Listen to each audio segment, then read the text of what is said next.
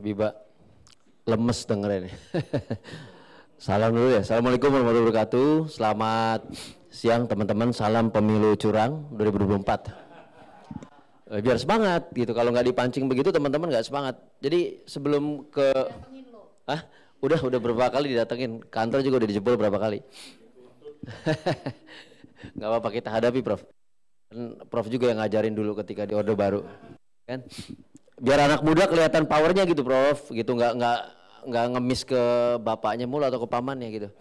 Oke, pertanyaan Biba akan saya jawab belakangan, boleh ya, Mbak ya? Karena itu udah menuju pada satu kesimpulan. Tapi saya mau merespon temuan dari Indopol dan juga teman-teman Brawijaya, Pak Dekan izin. Karena ini penting sekali ya. Jadi saya review dulu. Alhamdulillah temuan ini mengafirmasi secara penuh apa yang kami sampaikan, Prof. Bahkan sejak 2017 itu sendiri gitu.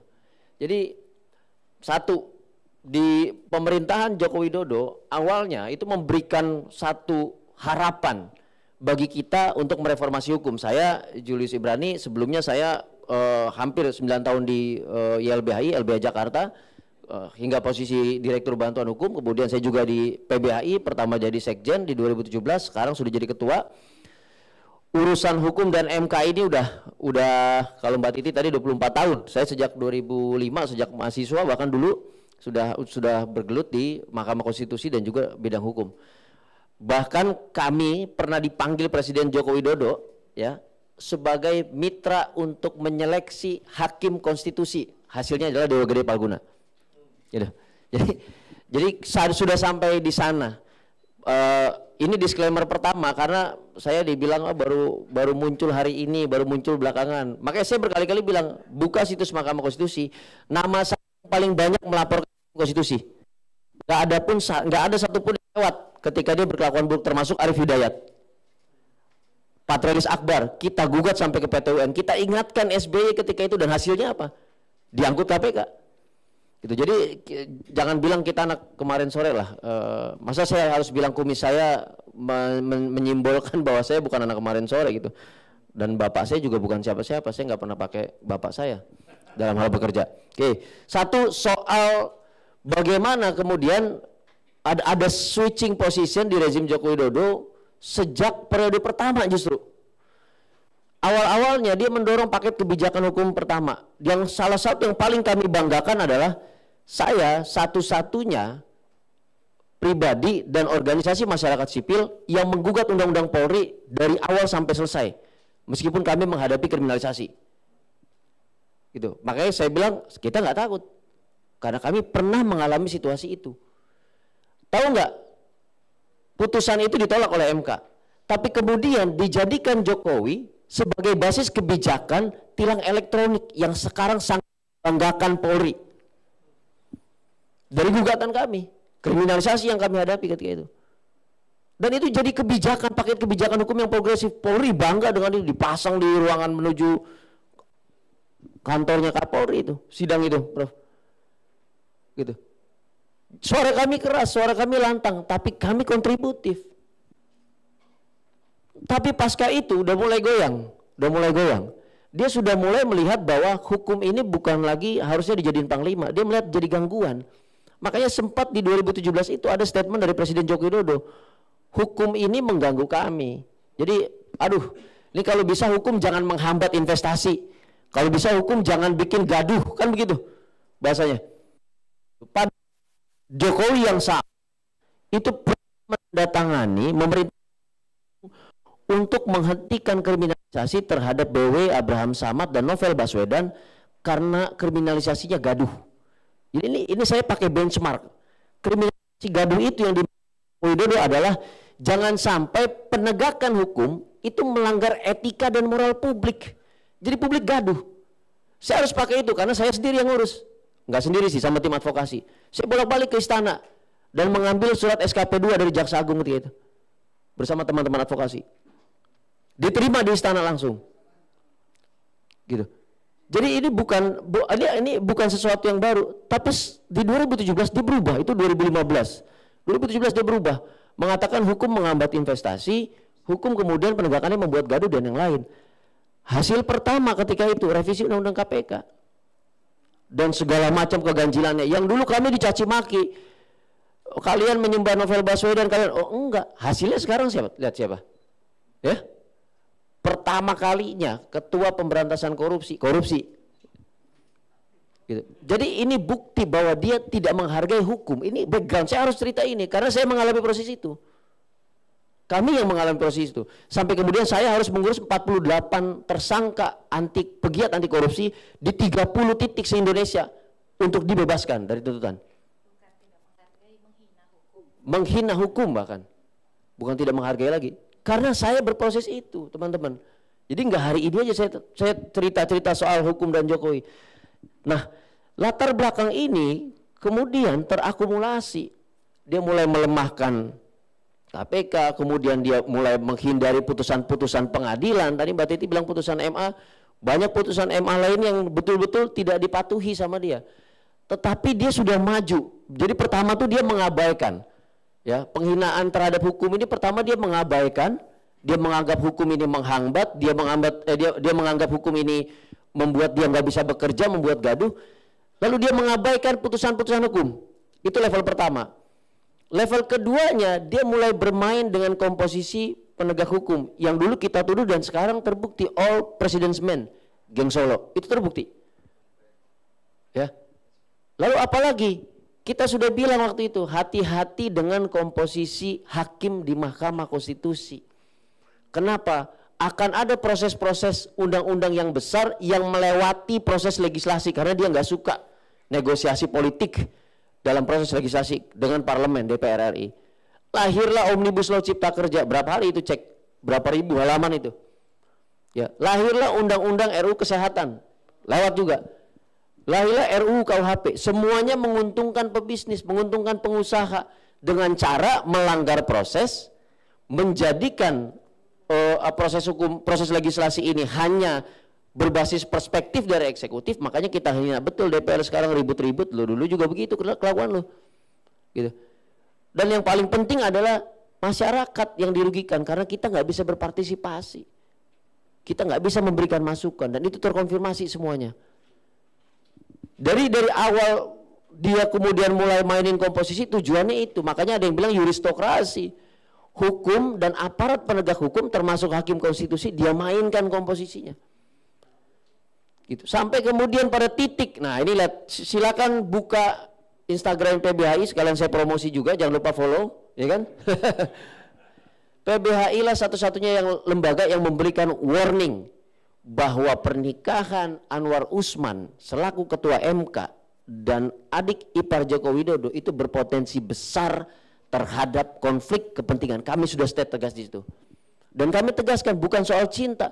Justru kalau Anda cinta, tinggalkan hal-hal politik dan kenegaraan, kejar cinta Anda 100%. Jangan dinodai dengan politik. Jangan dinodai dengan kepentingan-kepentingan lain. Tinggalkan jabatan Anda. Terbukti 2 minggu setelah menikah, terbukti kampanye bersama istrinya mempromosikan kalau ada sengketa bupati, wali kota, ya, suami saya hakim konstitusinya, terbukti. Dan hari ini putusan MK lebih jauh lagi ke arah sana, semakin membuktikan. Jadi bukan hari ini aja terjadi, teman-teman. Kalian bisa lihat rilis PBHI, kalian bisa lihat IG PBHI, kita konsisten ngomongin ini semua. Jadi ancaman demokrasi ini kemudian dimaksimalkan dengan apa? Kriminalisasi aktivis. RKUHP itu overkriminalisasi, draconian law itu isinya. Menghina lembaga negara kena. Belum berlaku ya, jadi saya boleh menghina nih sampai hari ini, ya kan? Gitu. Makanya saya berani sebut itu mahkamah keluarga. Sebelumnya saya sebut mahkamah kalkulator karena ada korupsi penanganan PHPU, perselisihan hasil pemilu. Gitu.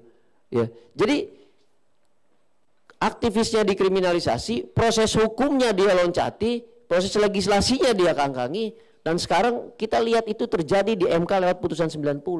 Saya pelapor di situ, nama saya nomor 1 disebutkan, mewakili PBHI secara kelembagaan. Alhamdulillah, satu poin penting di situ yang kami kejar adalah bahwa masyarakat sipil masih menjadi bagian yang tidak tersingkirkan dalam proses itu. Nah, yang nggak bisa kita bohongin, tadi saya bicara latar belakang, yang terjadi di putusan MK 90 itu adalah fakta yang diafirmasi oleh putusan MK. Kami bagi 3 klaster ketika itu teman-teman. Saya akan bicara ini berulang-ulang kayak kaset kusut. Kenapa? Tadi miris banget baca kesadaran publik terkait dengan putusan MK 90. Satu, saya bilang dari segi administrasi ini sudah bodong. Itu terkonfirmasi di ruang sidang. Ketika Hakim Soehartoyo nanya, berkasnya kok nggak ditandatanganin, permohonan perbaikannya kok nggak ditandatanganin. Lalu pemohon bilang sudah. Soehartoyo membantah bilang, yang saya terima, hakim terima, sama yang diterima oleh panitera nggak ada tanda tangan kalian, baik pemohon atau kuasa hukum. Tapi pertanyaan saya, kok itu bisa dibahas di ruang sidang?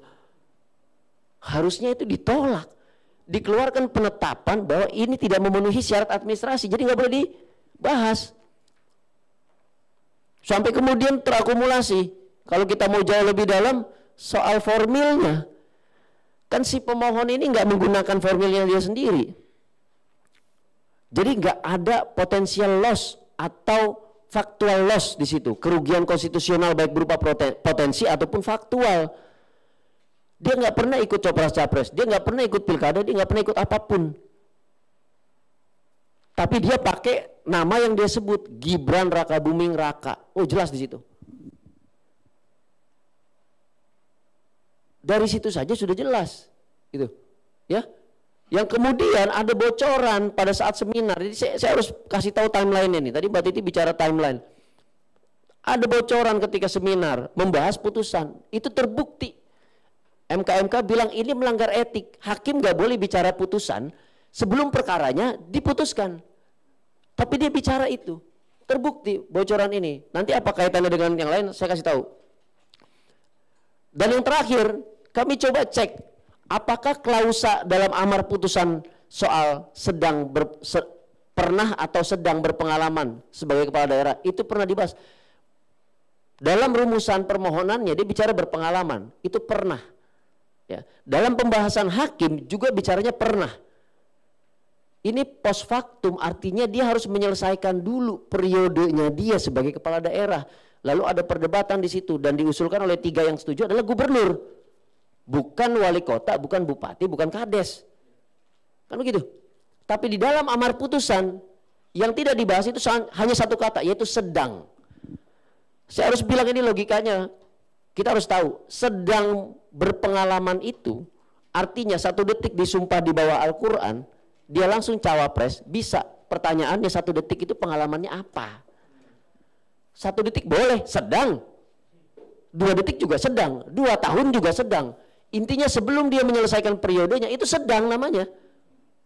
Lalu pengalamannya di mana? Ini yang tadi Mbak Titi bilang karbitan, fabrikasi, tidak melalui proses kaderisasi. Dari mana? Gitu. Nah makanya tadi saya juga ingin merespon Pak Dekan. Pertama tadi saya mau bilang gini, soal membocorkan putusan lewat seminar yang katanya bahasanya membicarakan perkara yang sudah diputus tapi belum dibacakan putusannya, belum sah. Artinya belum putusan. Itu terbukti. 1. Yang kedua, terjadi benturan kepentingan yang berbasis langsung. Jadi kepentingannya kepentingan langsung. Berkaitan dengan kepentingan keluarga dari Anwar Usman, yaitu Gibran Rakabuming Raka. Disebutin di situ jelas. Lalu pertanyaannya, siapa yang mendesain semua itu? Nah tadi yang dijelasin oleh Pak Dekan soal ruang intervensi yang terbuka lebar. Kalau kita menghormati putusan MK 90 dengan dalil final and binding, maka kita harus menghormati putusan MK karena sifatnya juga sama, karena tidak ada MK banding. Harus adil. Jangan kita disuruh hormati putusan MK 90 tapi putusan MK diacak-acak. Yang paling penting soal ruang intervensi. Ya, majelis Majelis Kehormatan MK itu merujuk pada temuan Tempo. Ada 2 hal di situ. Pertama, Anwar Usman melobi hakim konstitusi yang lain untuk meyakinkan udah kita kabulkan. Itu yang pertama. Merujuk Tempo, karena dalam putusan MK Prof Jimli bilang apabila pemberitaan majalah Tempo itu benar, maka terjadi ruang intervensi yang begitu besar. Yang kedua, Anwar Usman mencoba meyakinkan bahwa ini nggak dipakai Gibran kok, ini nggak dipakai Gibran kok. Faktanya dipakai. Makanya terjadi kejanggalan yang Mbak Titi bilang tadi, 16 putus, 19 pendaftaran, tapi putusan MK-nya baru diadopsi di November tanggal 3. Lah terus dasarnya apa? Kan belum, peraturan KPU-nya masih yang lama. Nah, ini yang kita bilang, kalau kita kulitin begini makin gila, makin nyesel semua mahasiswa hukum dan sarjana hukum untuk berada pada posisi paham hukum. Gitu. Jadi ini puncaknya semua. Kita harus bilang bahwa apa yang disurvei oleh Indopol tadi dan juga oleh Pak Dekan jelaskan tadi, memang ini kejanggalan yang harus jadi kesadaran kita bersama, teman-teman. Sehingga dengan demikian saya mau balik amar putusan MK 90 itu, ya bukan belum berusia 40 tahun asal, tapi dia kepala daerah yang belum berusia 40 tahun. Jangan diubah premis mayor sama minornya. Logika kita sesat di situ nanti. Jadi nggak ada prioritisasi untuk anak muda karena 40 tahunnya tidak berubah, tetap 40 tahun. Jadi nggak ada juga peluang bagi anak muda untuk maju. Karena yang boleh maju kepala daerah yang belum 40 tahun. Jangan dibalik. Gitu loh. Membacanya harus seperti itu. Nah pertanyaannya, Pak Dekan berapa alumni Brawijaya yang berhasil menjadi kepala daerah di bawah 40 tahun? Saya pastikan nggak ada. Nggak ada kan? Jadi bukan buat kita, buat Gibran itu. Itu jelas. Nah dari sini kita mau bilang apakah ini dinasti politik? Oh ya jelas. Apakah ini nepotisme? Oh ya jelas.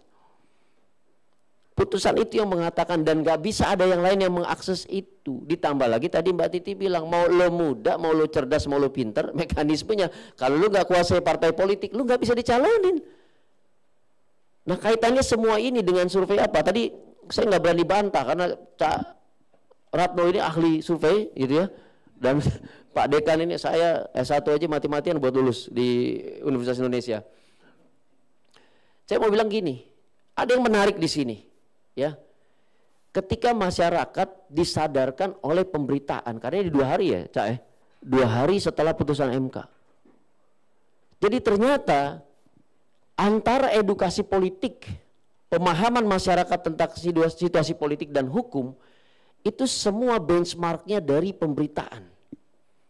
Benchmarknya dari apa yang terungkap kepada publik, baik media massa resmi yang tercatat di Dewan Pers ataupun medsos dengan algoritma yang kemarin dipanggil tuh TikTok. Kita nggak tahu apa kong kali kongan itu, ya, atau Instagram dan yang lain. Ternyata itu teman-teman. Artinya suara anak muda juga nggak ada di situ. Artinya suara masyarakat juga nggak ada di situ. Yang bermain adalah hegemoni. Tadi bicara hegemoni. Hegemoni opini di ruang publik. Dan seketika dia turun, saya mau bilang begini, ya. Yang membuat kita semua sadar kebobrokan polisi itu bukan cuma tilang-tilang di jalanan. Ketika kasus Ferdy Sambo naik, jebret meledak. Sadar gak kita? Baru kita melek semuanya. Wah kacau nih. Kan gitu. Ya. Yang membuat kita sadar no viral no justice meledak. Wah baru kita lihat nih. Termasuk Bawaslu-nya tadi. Harusnya ganti nama jadi Bawaskam ya. Badan Pengawas Kampanye. Karena dia alasannya kampanye. Nanti saya akan bahas itu. Jadi ternyata kesadaran itu muncul dari hegemoni di masyarakat. Hegemoni apa? Hegemoni opini. Hegemoni opini ini kita melawan dominasi kekuasaan. Bedakan antara hegemoni dan dominasi. Hegemoni itu kita bicara tanpa kuasa, tanpa power, tanpa alat. Tapi wawasan dan gagasan yang kita angkat. Tapi kita melawan dominasi. Dominasi ini dikuatkan oleh kekuasaan politik dengan infrastruktur politik. Dan kalau bicara hukum, kita hari ini mendapatkan dugaan kuat polisi dan TNI terlibat pasang baliho, copot calon sana calon sini yang lain enggak, ya kan? Lalu aparat desa sudah 2 kali berkali-kali masih ngeles juga, padahal MC bilang untuk memberikan dukungan Kepada siapa? Pak Prabowo dan Mas Gibran. Nomor berapa? Nomor 2. MC-nya ngomong. Ada yang bantah si MC nggak? Nggak dibantah MC-nya. Tepuk tangan semuanya. Artinya terafirmasi itu. Kecuali peserta di sana langsung teriak, rawat. Kami tidak memberikan dukungan kepada calon manapun. Kami tidak mendukung Anies, kami tidak mendukung Prabowo, kami tidak mendukung Ganjar. Tolong dirawat. Itu baru bisa ngeles. Kalau MC ngomong semua tepuk tangan bentuk afirmasi.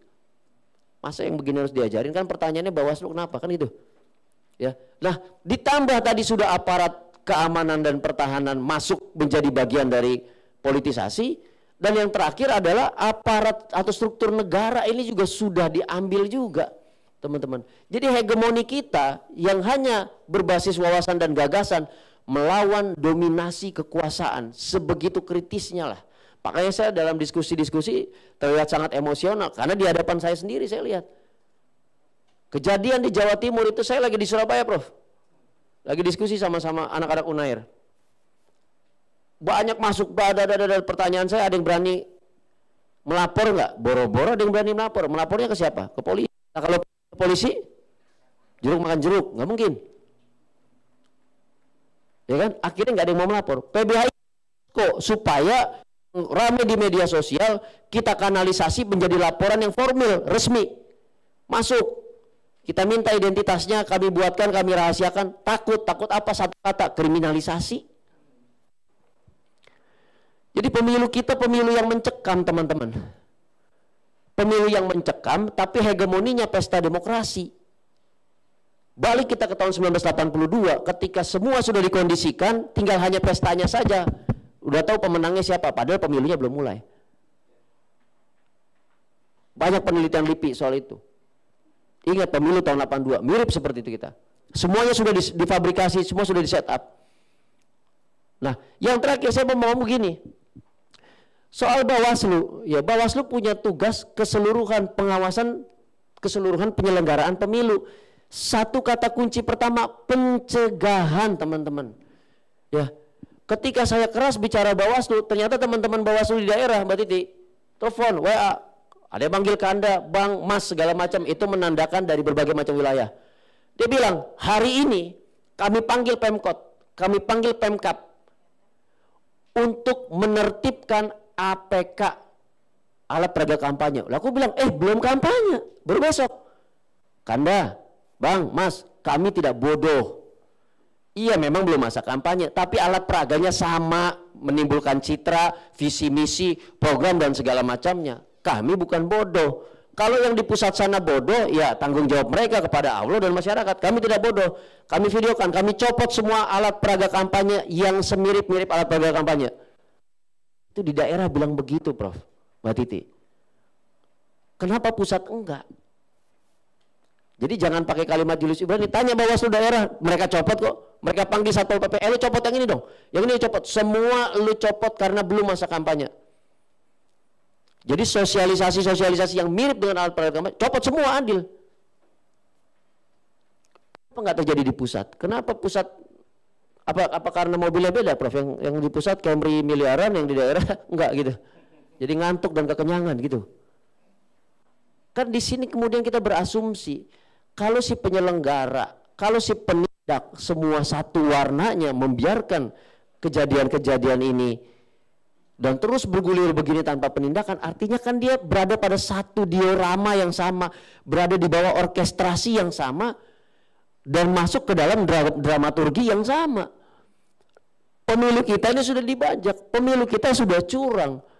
Karena apa? Karena politik dinasti dan juga nepotisme di dalamnya. Nah sekarang pertanyaan ke depan begini. Oke, tadi saya sudah bicara soal gimmick dan segala macam. Jadi publik sadar, publik bisa berpikir kritis, publik mengikuti wacana karena tadi pemberitaan, ya pemberitaan ini juga bagian dari apa yang dikerjakan masyarakat sipil, Mbak Titi, Prof Ikrar, PBAI dan yang lain. Jadi perjuangan kita ada di situ. Nah kalau kita lihat potensi ke depan siapa untuk menyelamatkan hukum dan demokrasi kita, maka cek. Saya berkali-kali bilang, kita cek satu persatu siapa yang melek hukum dan HAM dari antara semua calon ini. Gitu. Jadi masyarakat bisa bergerak, masyarakat bisa berasumsi, wah dia nggak beres nih.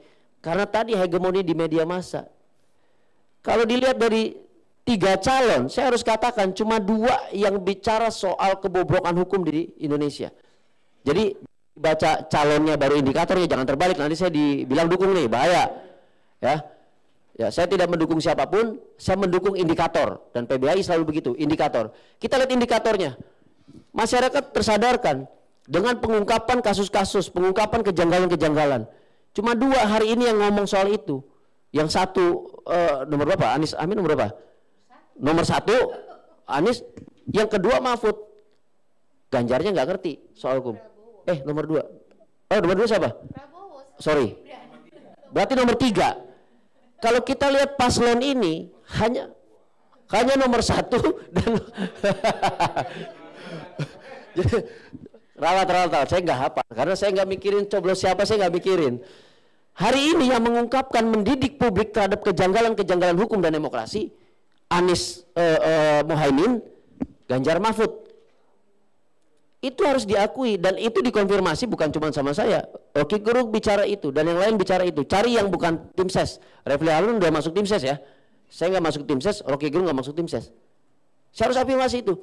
Dan ternyata ini isu yang paling mengedukasi masyarakat untuk berpikir kritis. Tadi menarik soal pengangguran dan segala macam. Ya PBHI kalau dampingin orang miskin, masalahnya kalau nggak pengangguran ya nggak punya uang, itu aja. Tapi dia tidak sampai pada level politik.